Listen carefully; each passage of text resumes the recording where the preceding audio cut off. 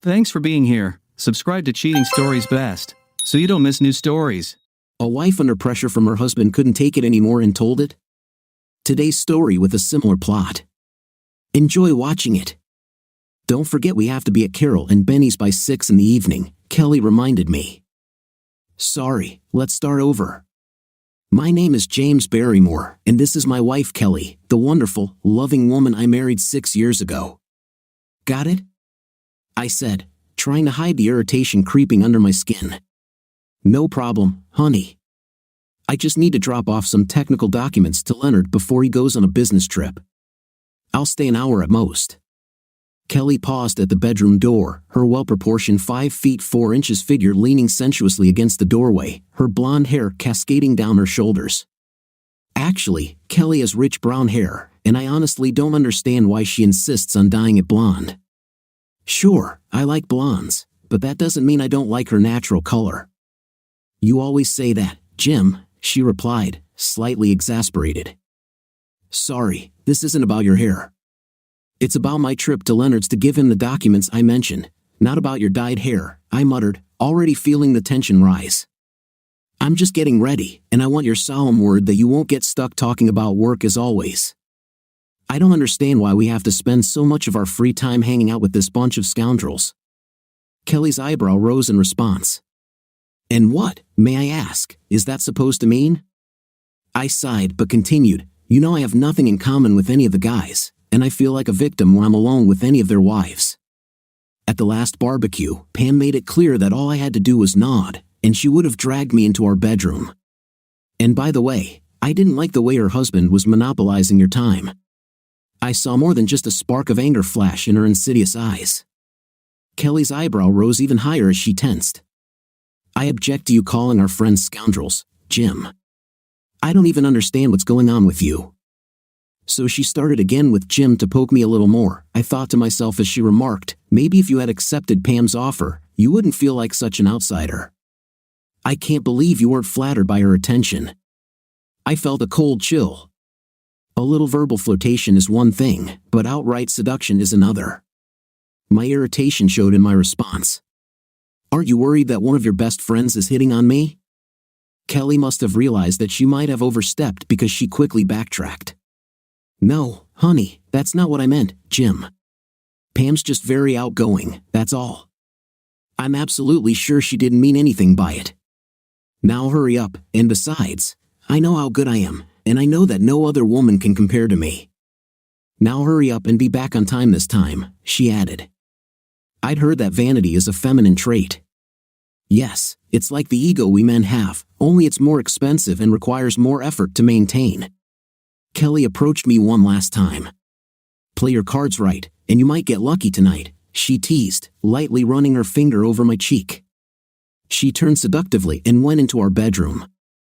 I sighed and grabbed my jacket and briefcase as I headed toward the door, adjusting myself as I pulled my keys out of my pocket. Damn, this woman knows how to work me, I thought. From the very beginning of our marriage, Kelly chose not to work other than to volunteer for some charities, preferring to be a homemaker and, in the near future, a mother. Her decision never bothered me, although it had its drawbacks. It gave her a somewhat distorted idea of what it takes to provide for a home. When I should have been looking forward to the evening ahead, I couldn't shake the feeling of impending disaster hanging over my head. I just couldn't figure out what was going on, but for the past couple of months, something hadn't been right in our house. The party was at Carol and Benjamin's, and as we walked through the house into the backyard, I noticed a group of 4 couples socializing intimately in the gazebo. Perhaps it was my wild imagination, but everyone seemed to have a conspiratorial look about them. I was relieved to see that there were at least half a dozen other couples and a few singles there, so it seemed there were enough people to occupy my time without requiring me to spend the entire night interacting with what I assumed was the Kelly gang. I was not surprised when Kelly directed us straight to the gazebo. Miracles never ceased, followed by a chorus of loud cheers. Cal!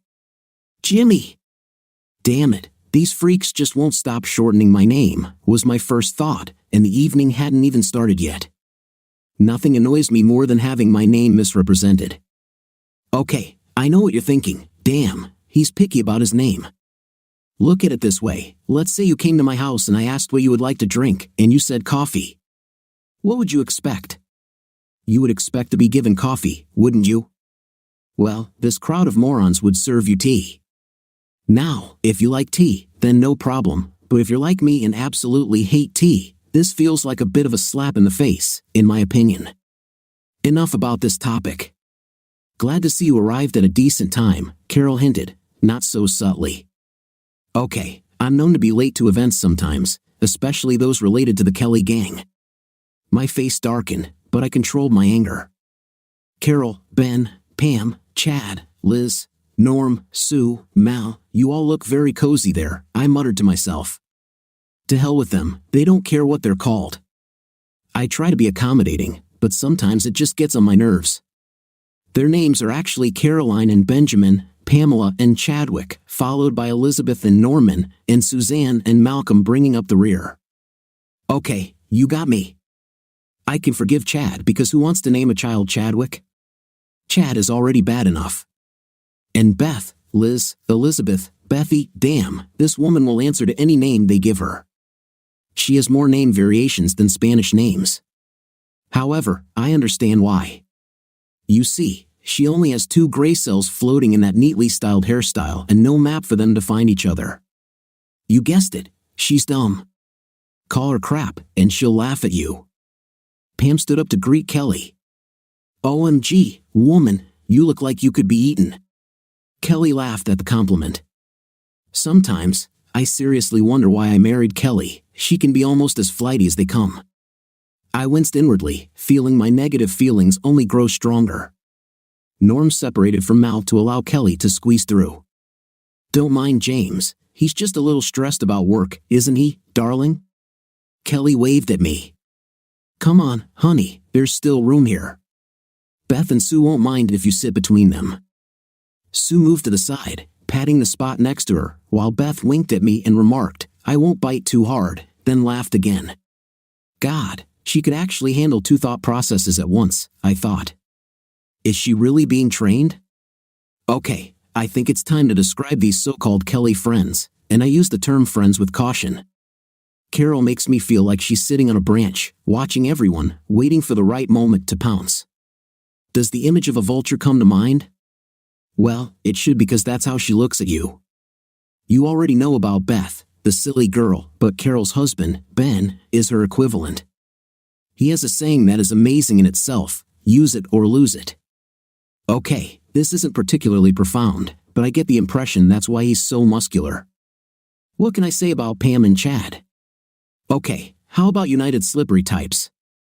I'm sure they were making out with each other even before they came out of the capsule like that. 2 peas in a pod, a marriage made in, I don't know, if it's not hell, then I'm sure they'll go there in the afterlife. Does my bias show? Too bad. While Beth may be silly, she doesn't pretend to be smart. Norman, her husband, thinks he's Einstein, but you can see where his thinking is a little flawed. Hell, if you spent as much time with Beth as he did, you'd start thinking that way too, wouldn't you? In fact, his IQ is 10 points lower than mine, and I'm definitely not a genius.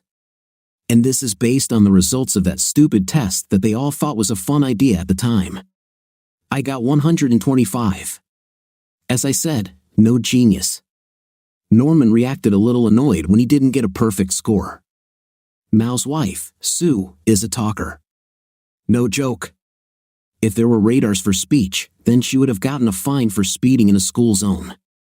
And for those who don't know, for us, it's 40 kilometers per hour. I keep forgetting to buy a pocket recorder so I can later replay her conversation at half speed just to see if there's any meaning behind it or not, because frankly, I get tired just listening to her. Last but not least, there's Mal, good old Mal. Let me first qualify my assessment here. I can be cheerful or joke around. Sometimes it goes down like lead, or sometimes it goes through like a fart in a perfume store. I have moments. Sometimes I miss the target, and sometimes I can score a goal. It all depends on the company I'm with and how much I've drunk. I can be romantic, especially when nice breasts and legs come into play, but I also have setbacks. Again, it's all relative to how much alcohol I've had.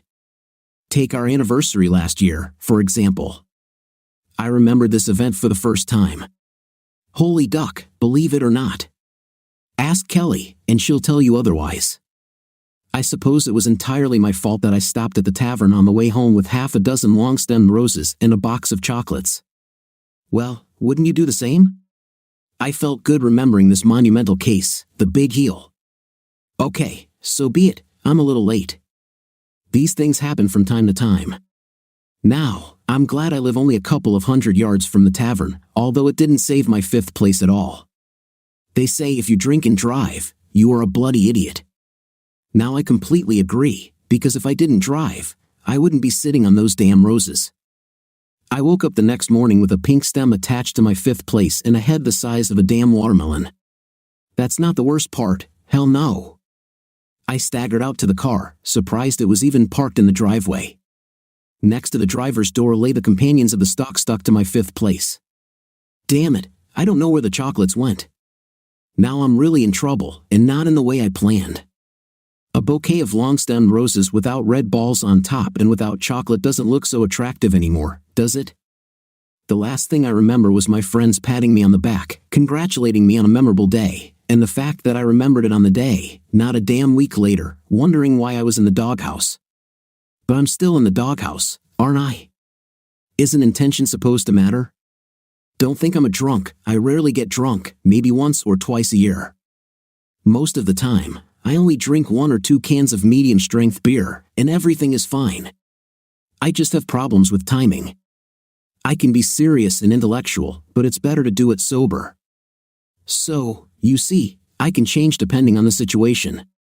Enough time to get into the role, are you with me? Do you understand where I'm coming from? But I'm not a damn switch.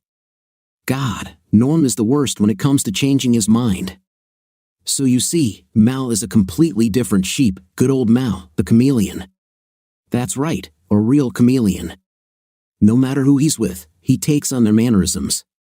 He blends in with his surroundings to the point of becoming annoying white noise. If everyone else is mean and nasty, he's just as bad. But if they're nice, he can do somersaults and become nice so quickly that you'll get dizzy just looking at him. Now you know the reasons why I don't want to be around this crowd. But I digress. Where were we? Oh yes, that's right, I've been lured into the lion's den. I raised my hand at the thought. I think I'll go get some drinks first, I said. Chad raised his beer can. As long as you're there, the other one won't bother me, Jimmy, old man. I heard the intonation in his voice and felt my hair stand up. Calm down, James, old man. He's just teasing you, I thought to myself. So, I ignored him and asked, anyone else need a glass filled while I'm here? 5 minutes. 5 damn minutes, I muttered to myself as I headed toward the bar. It's only been 5 minutes, and I already want to strangle every last one of these idiots.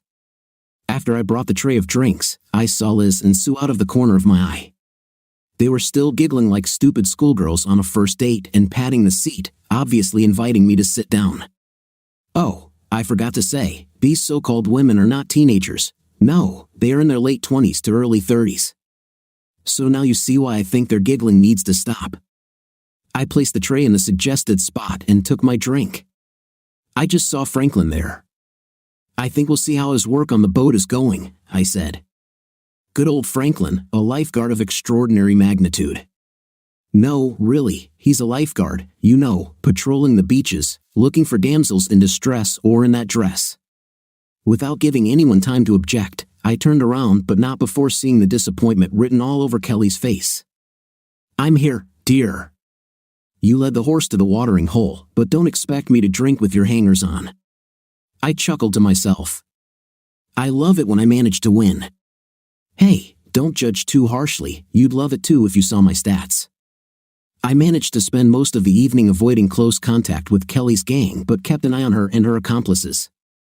Kelly was never out of sight for more than 5 to 10 minutes, although she disappeared quite often, which annoyed me. After I had calmly mingled and chatted with most of the guests, Caroline cornered me at the makeshift bar. There you are, stranger. I turned around to see Caroline pouring herself some white wine. Hey, Carol. The party is going well, I had to say something, and it was as neutral a remark as I could come up with off the top of my head. I actually felt awkward but was able to hide it. I couldn't help but notice how Carol turned and scanned the stage, giving me the opportunity to see the line of her bust. And unless I was wrong in my guess, she cannot wear a bra. Yes, I think everyone is having a good time. Are you having a good time, Jim? Carol turned to me and looked straight into my eyes. Is something bothering you, Jimmy? You seem a little distant today. Did I mention the constant misrepresentation of my name? I'm sure I have. Yes, I know I've raised this issue with them on numerous occasions. None of the idiots seem to care about my position on this issue. Now, I just have to accept that they aren't going to give up. I'm repeating myself, aren't I? Sorry, Kelly says I'm used to it, says I get distracted a lot too. With an inaudible sigh, I joked, no, not really, Carol. Why do you ask? At the very last second, I realized that my question had elicited a damn answer that I didn't want to hear one bit. Carol chewed her bottom lip for a second. Ooh, it's nothing special. AB just thought that maybe she said or did something to offend you when you first came. She didn't mean anything by the bites. If Beth just got a new identity, I wonder if the IRS knows they are dealing with multiple personality disorder when they deal with Elizabeth McIntyre. Think about it.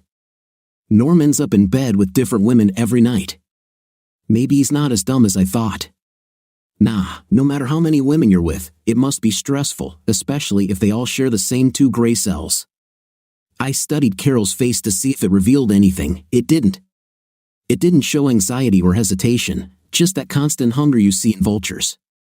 No, Carol, I'm fine. Beth can stop worrying.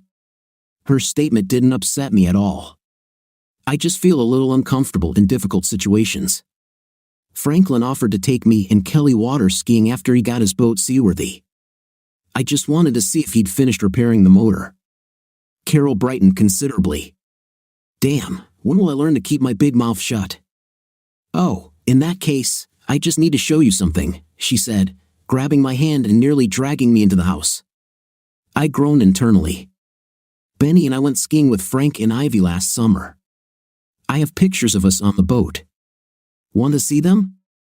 I cursed myself silently. Well done, James. You've just dropped below Beth's level, but I agreed to Carol's request. Of course, I'd like to see the boat. When Carol opened the photo album, she snuggled closer, rubbing her shoulder against my arm as she flipped through the pages. I tried to keep my distance, but with little success. From time to time, I glanced towards the sliding glass door, hoping to catch Kelly's attention. But she and the others were too engrossed in their conversation to notice. Carol talked more about Ivy and her bikini, or lack thereof, than about the boat they were on. Like what you see, Jimmy. We had a great time that weekend, skiing and lazily sunbathing. Maybe we can have a group day out after Frank gets his boat back on the water. That's when I backed down. Carol turned her back to the glass door as she placed the album on the coffee table, allowing her top to open a little more and give me an even better view. Holy macaroni! I told you how good her chest looked, didn't I? Now she was giving me a front row seat. You know, I don't get why women complain about men looking at their breasts instead of their faces. If they put it out there, they can't be mad at us for watching. I've reprimanded Kelly several times when she was showing off more than I was comfortable with in public. Her standard response, oh, I didn't know. See something else you like, Jimmy? Something you want to take a closer look at? Okay, what do you think I was thinking at that moment? Well, you're wrong. I suddenly felt like I had become prey. Memo to self, apologize to every woman I've ever looked at like that. While it can be wonderful if you're interested, it's definitely intimidating, almost terrifying, if you have no intention of going down that path. I found myself staring at Carol's cleavage, and as good as it looked, I felt beads of sweat form on my forehead. I glanced at the door. Kelly and the others still weren't looking our way. Hell, there's never a cop around when you need one, but do something wrong, and they'll be right on your tail, ready to chew you out. I had a clear feeling this was a setup, that they were waiting for something to happen. Admittedly, Carol was good at the seduction game, nothing too overt, just subtle hand movements to get my attention. Her perfume was familiar, one Kelly often used to drive me crazy. Now it was obvious, and I suddenly wondered if she had taken it from Kelly specifically for this purpose. If it weren't for her last remark, I might have ignored the situation and continued to enjoy the show. But this was too much. "Are you like this with all your guests, Caroline?" Carol's face paled slightly as she removed her hand, clearly not expecting such a reaction. My tone wasn't questioning, it was accusing, which made her fidget nervously with the belt around her waist. What's that supposed to mean? I finally reached my breaking point. "Don't play dumb, Caroline. You're not Elizabeth. It feels like every time Kelly and I go to one of your little parties, I'm fending off the advances of one or another of your friends. You all seem to think I'm the kind of husband who cheats on his wife. Let me disappoint you, Caroline, I have no intention of breaking my marriage vows." Carol seemed to shrink. "I will not cheat on my wife for anything in the world. That includes you and your girlfriends, Caroline. I'm not interested in how you interact with each other, and I don't want to know. If you and the others truly loved your husbands, then you wouldn't try to force me to play house with you, and you certainly wouldn't have done what you just did." My face was now a mask of disgust as I walked toward the sliding door and called out to my wife. "Kelly, we're leaving. Now." Kelly turned around from talking to Chad and Ben. "What? Are you kidding me? What's wrong, honey? Why do we have to leave so early?" Carol quickly left the house and shrugged as she approached Kelly. I can read lips quite well and saw Kelly ask, "What the hell happened?" As far as I could tell, Caroline just shook her head and continued walking. Kelly walked into the living room and looked at me expectantly. "We're leaving, and I don't want to hear any objections from you about this," I growled. Kelly looked over her shoulder outside and then back at me. "What the hell happened to you, James? What did you say to her?" Caroline looked like she was going to cry. "I doubt it," I started sharply. "I'm tired of these step-forward wives. Consider your adulterous friends out of reach as far as I'm concerned. Go near them, they make me sick." Kelly perked up and sharply replied, "James Barrymore, take your words back. These are good people, and they are our friends. If you upset Carol, you better go back there and apologize." I gave her that "who the hell does she think she is" look and then just snorted. Friends don't hit on their friends' husbands. Good people don't act the way your so-called friends act. I'm leaving at 5. If you're not in the car by then, you can walk home alone. She didn't have that far to walk, only a mile or so, but with the heels she was wearing, you could multiply that distance by 10. And considering how tender her feet were, she wouldn't even think about taking them off. Kelly had never seen me so angry. Don't get me wrong, I can be a lot angrier than I was at that moment, although she didn't know it. She tried to soften the situation a little. "Please, James, there must have been some mistake. I'm sure we can work it out." I just stared at her, hearing her voice fade as I walked toward the front door. "James, wait a minute. I need to grab my purse and shawl. Don't go anywhere." Kelly must have gone back to her group in the backyard. Damn it, what happened to a nice quiet evening followed by a night of love? I got into the car and looked at the clock, 2 minutes, 27 seconds, and counting down. The atmosphere in the car on the way home was so cold there could have been icicles hanging from the rearview mirror. We were both silent, me with white knuckles on the steering wheel and Kelly with a sour expression on her face, staring out the window, lost in her thoughts. As soon as we entered our house, Kelly opened fire. "Damn it, James, you embarrassed me tonight. I don't understand what all the fuss was about." I stopped halfway to the bedroom. "For your information, my dear wife, I have a very bad attitude toward infidelity, and I value our marriage vows. Carol and her hangers-on tried their best to force me to break my vows to forsake all others." I began to lose my composure and raised my hands in despair. "I give up. I'm going to bed before I say something we'll both regret." You were walking. Kelly, however, had other plans and was more than a little annoyed. "If you go to bed feeling like that, you might ruin your chances of having a good night tonight, or until you become polite, Jimmy." Okay, maybe I was a little unrealistic with my optimism. Have you ever seen a dog chasing a female? He keeps trying, and she bites his head off until she's ready. Stupid, right? I'd feel just as stupid if I weren't a little pissed at Kelly's gang for ruining my evening. God must be a woman after all. Who in their right mind gives all the attraction to one and all the attraction to another? Pretty bad design if you ask me. As for women, they simply do not understand the saying, the chance you miss will never come back. It's a damn axiom. Think about it for a second, and you have to agree. Perhaps it would be appropriate here to give you a little background about my loving wife. I met Kelly about 7 years ago at the races, and after a year of courtship, we got married, to the surprise of both our parents. There were 1 or 2 divorces on both sides. My father caught his first wife cheating on him with his next-door neighbor, and she ended up bringing him to ruin. She found a good lawyer, and he ended up being deceived. Kelly's mother, Marcy, had 2 husbands, but unlike my father's first wife, she did not cheat. She also found herself deceived by both of them. The first was able to drink and gamble away the family finances before sneaking out in the night, leaving her to work 3 jobs to pay off his debts. The second, with whom she had a son, left with his secretary, emptying his bank account for his needs and never paying a penny for child support, one of those irresponsible fathers, I guess. Kelly is the daughter of Conroy, her third husband, a real martyr. Reminds me of that damn dog. So you see, they didn't have much faith that love conquers all, which makes you wonder why they kept coming back to it again and again. What they did do was make us sign a prenuptial agreement so that if the marriage did end up breaking down for one reason or another, both parties would be protected. Neither of us wanted to think that way while we were in the arms of wonderful love and romance. Everything was going well until Kelly met up with her gang again, and I mean exactly that.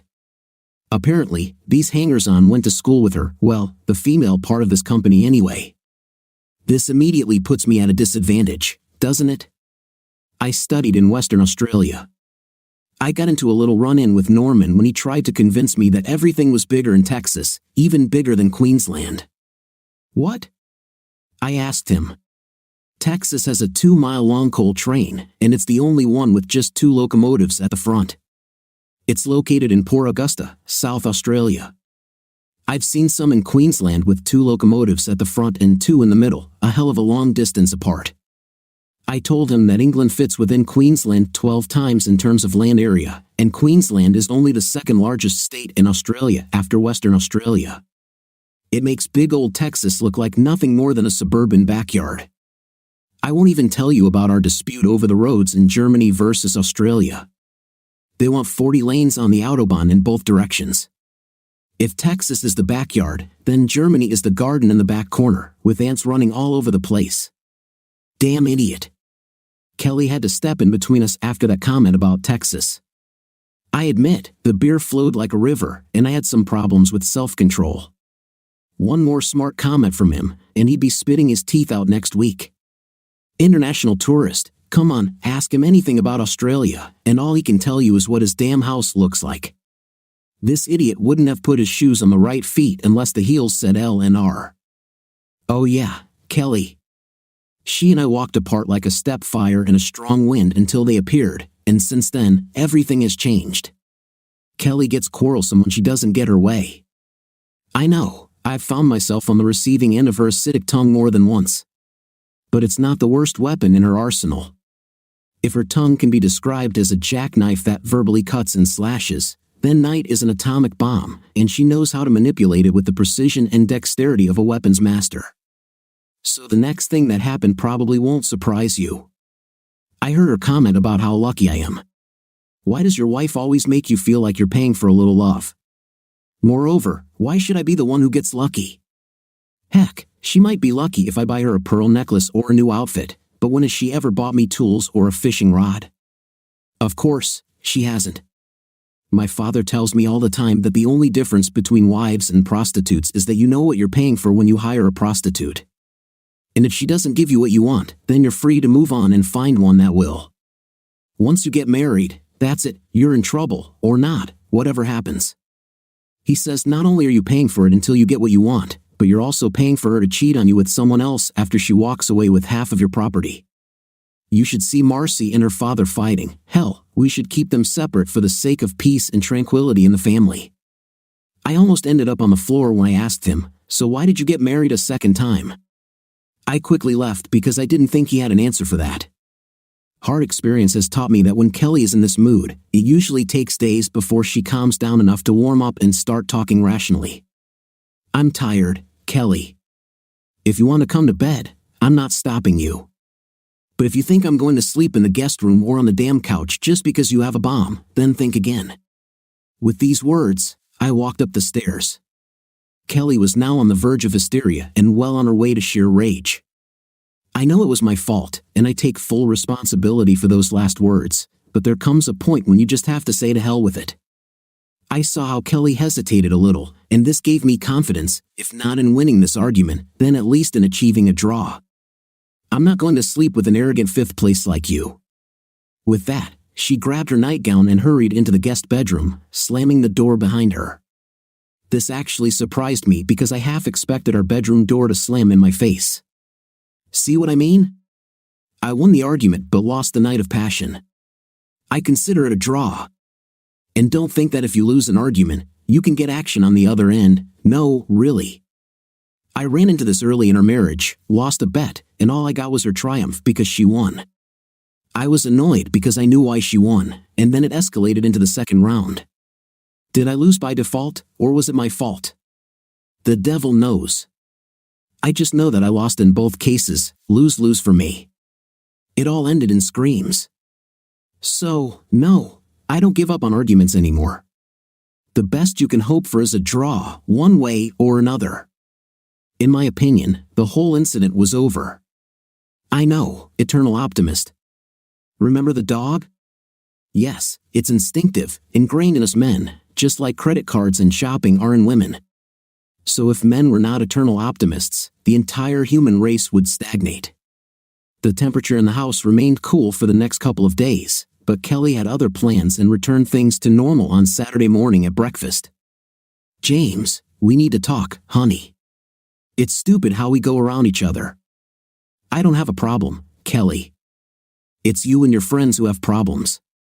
They just won't leave it alone, and you keep them going all the time until you make them back down. I see this winter chill in the air lasting longer than expected. Kelly was clearly shaking with excitement. You're making a mountain out of a molehill. All our friends love you and just want to get to know you better, that's all. It's like your name. Why is it so important that everyone calls you James and not Jim or Jimmy? You shorten their names, so why are you so particular about yours? Love, you've got to be kidding. Okay, Kelly, the thing is, I don't like hypochoristics. I like my name the way my parents intended it. If my mom and dad wanted me to be called Jim or Jimmy or some silly nickname, that's what they would have named me at baptism. But they named me James, and I don't want to distort it. As for me shortening their names, I wouldn't do it if they didn't seem to like it, so I go along with it and try to make them feel comfortable, something they have no desire to do for me, I might add. My anger rose, and I exploded again. And that's not all. You weren't there when that wanker Rolene almost exposed herself for my supposed viewing. I saw Kelly almost laugh with her hand over her mouth when she heard that, and it made me even angrier. Now you're going overboard, honey. How about I talk to them and try to find some kind of compromise? Kelly suggested. I swallowed the rest of my coffee before heading out to tend to the garden. Standing up, I finished. I don't care what you say or do to them, as long as I don't have to violate my morals or our marriage. And one more thing, make sure their husbands know that I won't be happy either if one of them tries to start something with you. Say what you want, just make them back off. I turned and walked out the back door. Again, I could tell Kelly wanted to scream, she was so angry. Instead, she left the house and went to her neighbor Pam. The next morning, I went to work early just to avoid another lecture from Kelly. I needed time to think, and I do this best at work where there are few distractions. After a whole day of doing nothing in thought or work, I set out that same day. What I saw in front of me did not improve my mood one iota. 3 cars blocked the entrance to my garage, and based on the make and model, I had no choice but to conclude that Kelly was entertaining her flock of clucking geese. I opened the door to a cheerful chorus of women as Kelly turned to welcome me home. Hi honey, you look tired. Come here and sit while I get you something to drink so you can relax, she said. I waved my hand, letting go. I won't interrupt your girl talk. I'll just grab a beer and some cheese and crackers to tide me over until dinner. I dropped my briefcase, loosened my tie, and went to the kitchen, trying not to notice the women's glances. After eating and drinking, I went out to the patio for some peace and quiet. Not even 5 minutes later, the crowd came out and gathered around, with Kelly standing closest to me.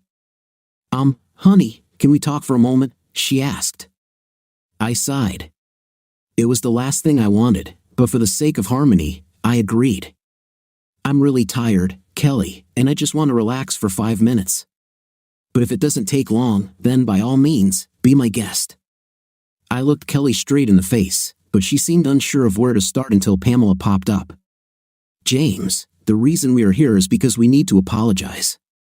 It seems all of us girls, made you feel uncomfortable, and that wasn't our intention," Pam said. She paused to gauge my reaction, and when I didn't seem bothered, she continued. "Kelly is upset that you and her are fighting, and it seems like it's all because we did something that you think is inappropriate. We just want to say how sorry we are for any misunderstanding."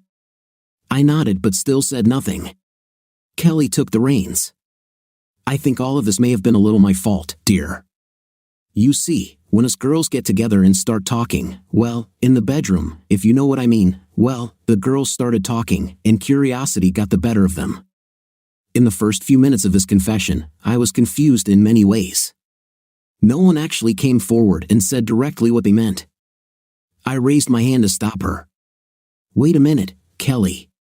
Are you saying that you were telling our friends about our conversations about intim?" Kelly must have noticed how my face was getting redder by the minute. I knew because I felt the heat rise to my neck. "It's not what you think, love. I thought I could make your greatest fantasy come true. You know, the one where we try a threesome? You always said that's your favorite option. I thought maybe we could try, something." She trailed off, probably wishing she had never started this conversation. I felt a heavy lump grow in my stomach, and I wanted to bite someone's head off. "Can't you be serious, Kelly? I don't like it when my innermost thoughts and feelings are shared with the whole neighborhood. The guys and I talk about women in general all the time, but I back off when it comes to you and me doing it together. Okay, that's another fantasy, and I'd be more than happy to see it come true, not that it would ever happen." "Well, what do you expect?" This stopped them. There were 5 pairs of eyes the size of plates, if I remember correctly. Every time this issue was raised, I clarified that I had no intention of actually doing this. So that's why these women were following me. Damn, I was angry. I threw a half-empty bottle of beer across the deck. "Don't crucify me for this, okay? I know it's blasphemy." To my surprise, Kelly fell off her chair without spilling a drop. I'll have to remember to tell the guys at the tavern about this. Okay, I would have been delighted if it weren't for the fact that I was so angry at Kelly. How about, instead of your pointless gossip with these neighborhood girls, you do what a good wife, who doesn't work to bring in a paycheck, might I add, should do first, and that's get our damn dinner on the damn table? The women took 2 steps back, cowering under my pressure. "I'll be done in an hour after I clean up and go over some bills. Make sure of that, and I'll be more than damn happy, not just in the bedroom, but in the whole damn house." I got out of the lounge chair and headed into the house. To say I was furious is an understatement. Pale would be closer to my true feelings. Now she saw how angry I could be. I heard Kelly get angry as I walked past the back door, then she started sobbing uncontrollably. I was confused again. Women do this to us men. I think they take great pleasure in making us squirm. What didn't make sense was that when this all started, I was upset about missing out on a night of passion.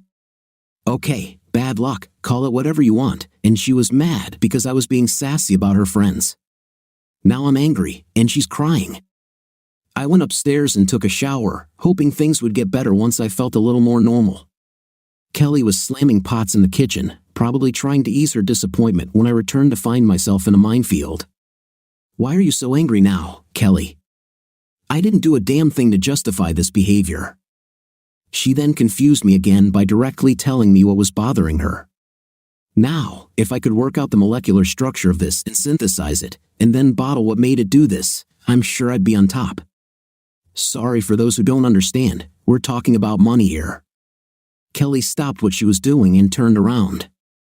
Because I damn well thought I was doing something loving for my husband, and all I got out of it was verbal abuse and humiliation. I don't understand you anymore, James. This was supposed to be one of your fantasies, and all I get from you is grief. This stopped me. Kelly rarely swears, so she must be angry. No, I mean really angry. She wiped a tear from her face. All my friends are probably laughing at me, thinking that I have a husband of the wrong orientation who isn't interested in women. I'm proud of you, James, and all I did was let my friends know it, so they kind of turned it into a game to see how good you really are. And what do I get from this? I watched and waited until Kelly crossed her arms and stared at the floor. Being married to someone like Kelly allows me to understand the concept of thinking before I speak, but I don't always use that knowledge to its fullest potential. I walked over and put on a pot of coffee, giving myself time to think. I'm sorry I overreacted, honey, but it hurt me. I told you it was just a fantasy, and I wasn't going to do anything about it. Kelly looked at me with an offended and confused look. That still doesn't explain why you don't want this to happen. I find it quite nicely, damn it, James. I haven't thought about anything else since you told me about it. Tell me why you don't want this to happen. I sat down at the kitchen table and wondered if I should explain to Kelly the reason for my reluctance. This did not sit well with my conscience. Okay, Kelly, let's leave out the prenuptial agreement. Remember the one our parents just had to force us to sign? Besides that, you know what really annoys me? The only thing that pisses me off, my number one, is hating pets. Kelly unsuccessfully wiped away a tear running down her face and thought for a moment. Besides people shortening your name? I chuckled to myself. Damn women. Yes, dear, except for that. Kelly shook her head. I have no idea. Hypocrisy is my biggest pet peeve. I can't stand hypocrites, and if I allowed myself to indulge in this fantasy, I would be the biggest hypocrite on this earth. And for your information, I do agree to our prenuptial agreement. I have all the normal hormones and fantasies like any red-blooded man, but now that I'm married, I'll have to leave all that behind. Games like this are not suitable for any marriage and, as far as I can tell, especially not for ours. I looked at the tabletop and traced the outline of the pattern on the tablecloth. I love you very much, Kelly, and the last thing I want to do is make you unhappy. These last couple of months, and especially weeks, have been incredibly stressful for me due to this misunderstanding between us. You know, if you want to be with another man, I won't be able to handle it. It would tear me apart and break my heart. So, I'm setting aside my fantasies for the good of our marriage. I'm doing this for you, Kelly. Now do you understand why I'm so strongly against these games that you women play? Kelly suddenly looked both sick and angry. I believe some fantasies should remain just that, fantasies. Kelly's face hardened, and the veins in her neck began to swell. The pressure grew until she finally spoke. You talk about disdain for hypocrisy, and in the next sentence, you practice it. Decide, Jim. Can you have fantasies, but I can't? I lowered my head because I had been here before. When Kelly gets into one of these moods, she refuses to listen to what's being said and instead focuses on what she perceives as being said. You're not listening, honey. I never said you couldn't have fantasies. What I'm saying is that some fantasies are best left alone, like mine. Kelly crossed her arms over her chest. Don't you think that's a little selfish? I looked at my angry wife again and wondered why she was so insistent on this. Yes, Kelly, it is extremely selfish and hypocritical and that makes all the difference, if I follow through with this. I don't think I'm being selfish or hypocritical by setting boundaries. Let me ask you a question. Why are you so eager to make a mountain out of this stupid molehill? I saw Kelly turn pale at this question. What does it mean? My suspicions started growing as red flags popped up throughout this entire conversation, and I didn't like where they were pointing. What that means, dear wife, is that I'm a damn chemical engineer, and I know all about chain reactions, a little flirting here, a threesome or two there, and then it's not far from swinging. Eventually, someone gets jealous or hurt, and bam! Your marriage explodes in your face. Do you really want that? Give me a fantasy I can live with, and we'll talk. But I get the feeling you have more on your agenda than simply fulfilling my fantasy. Kelly's face changed from pale to angry red in an instant. Mount Kelly was about to erupt, and it almost made me believe she had done more than just talk to her so-called friends. Her features tightened again as she bit the bullet. Okay, James, I admit I had something else in mind. You're right. I foolishly thought that if it was okay for you to get your wish, then maybe someday in the future, I could indulge mine. You know I have fantasies too, but now it seems that you don't share as much as I do. It's a matter of selfish morals. Mount Kelly erupted. She threw the pan she was holding into the sink, turned, and rushed to the bedroom, slamming the door. Did she actually hear anything I just said? I shook my head in surprise, went into the living room, and grabbed my coat. I decided I would enjoy my meal more if I didn't have to listen to Kelly throw things around in our bedroom. By the time I returned, Kelly had calmed down, but only slightly. As for where I would sleep, if I wanted peace and quiet, the decision was easy. I'd sleep in the guest room. I was still angry about our earlier conversation. Damn, this was exhausting. The rest of the night was a repeat of the last few weeks. I slept little and felt a sense of dread hanging over the house. I got up early again. Mr. Stanton would like to see you in his office when you have a free moment, Annette chirped over the intercom. I pulled myself out of the chair. What the hell now? I muttered to myself. Leonard Stanton is the owner of Stanton Chemicals and a good friend of mine, but I wasn't in the mood to deal with him this morning. Go straight to Mr. Barrymore. He's waiting for you. I tried to smile, but it wasn't funny, purely for visual effect. Thank you, Tracy. Leonard looked at me as I entered his office. Don't just stand there, James, looking unkempt. Sit down and tell me who stole your lollipop. We've been friends for over 10 years, ever since Leonard first brought me into the business straight out of university. What makes you think there's something wrong, Leonard? He chuckled. First of all, you missed your obligatory joke of the day. Secondly, James, everyone here is giving you a wide berth. What's the matter, son? You've been acting like this for a couple of days now. Do you have any idea how difficult it is to remove those biohazard stickers? You've probably pissed off more than one person, and some monkey pinned one to your lab door before you came in this morning. That's how bad I am. I didn't even notice the scratches on the door. I've been having a bit of a conflict with Kelly lately. Something just doesn't add up, but I'll figure it out somehow. What's happening? What happened to you, son? I'm not going to blow smoke up your fifth place and say I'm here to help you for unselfish reasons, because I'm interested in you being happy. What's bothering you? When it comes to troubled marriages, you're talking to an expert here. When Leonard brought me into the company, the first thing I asked for was stock options instead of salary increases so that I could retain control of my patents. Leonard agreed because he was just starting out and didn't want to increase my wage. At the time, Bill seemed attractive to him. What he didn't count on was that his two ex-wives would walk away with half of everything he had, leaving me as a major shareholder.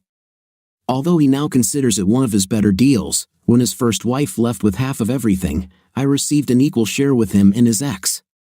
When his second wife left, taking half again, I gained the casting vote with my shares.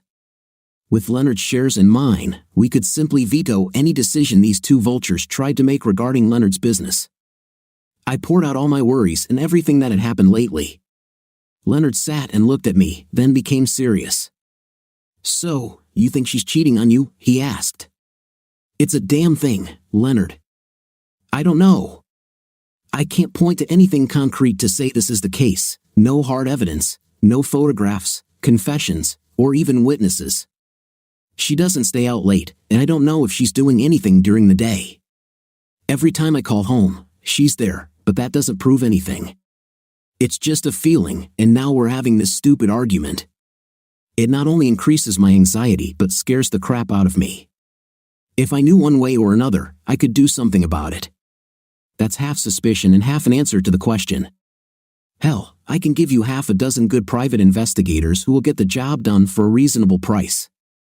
I don't want to pour water on an oil fire, but from bitter experience, you shouldn't hesitate too long in these matters. Son, damn, I wonder if Leonard even talked to my dad. I looked at Leonard with a growing sense of sadness. He was voicing what I was thinking, and for a marriage, such thoughts could be more destructive than a dodo. Don't you think it's too radical at the moment? Leonard looked down at the small clear plexiglass box sitting on his desk, containing 2 resin wedding rings. I understand your resistance, James. You love this woman and don't want to judge her unfairly, but at its worst, it's called denial, mate. Color it however you want, it still looks the same.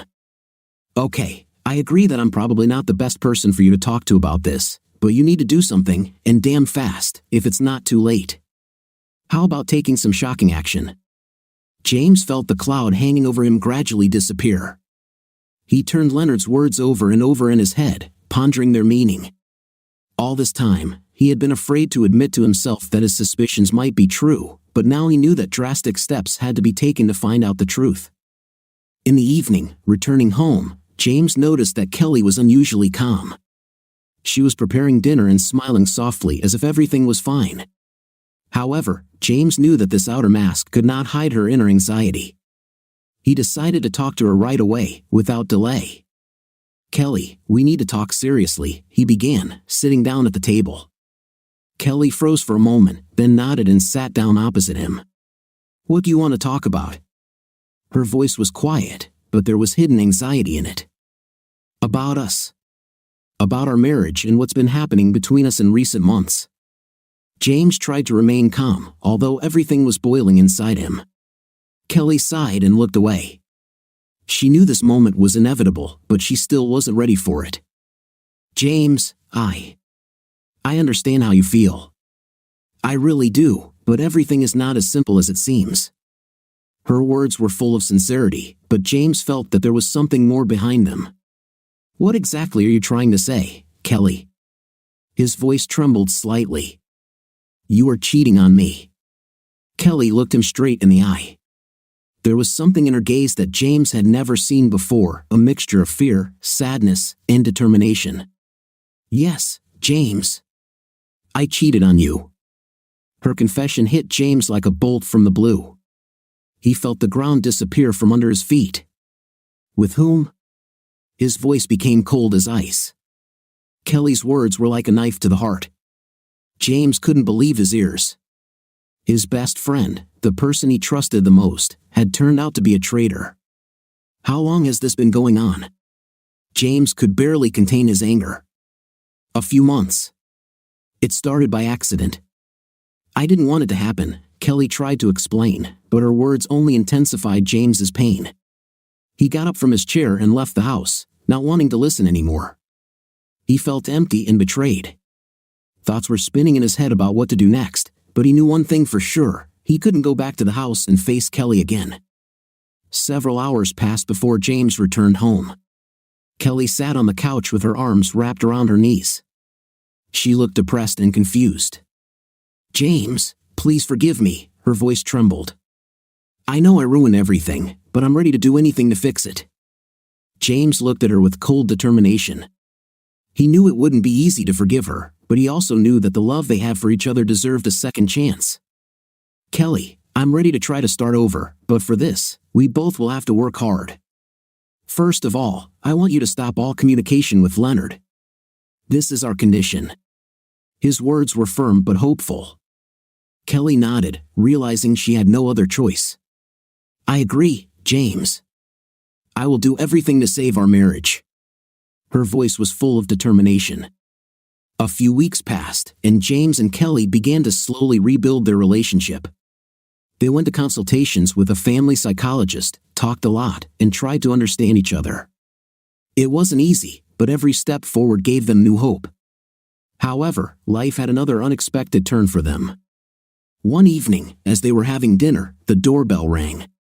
James opened it to find Leonard standing on the threshold, his face pale and despair evident in his eyes.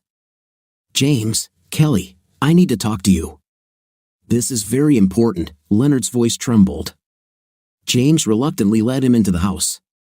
They sat down at the table, and Leonard began to speak. I know it's too late to ask for forgiveness, and I don't deserve it, but there's something you should know. He hesitated, then took a deep breath.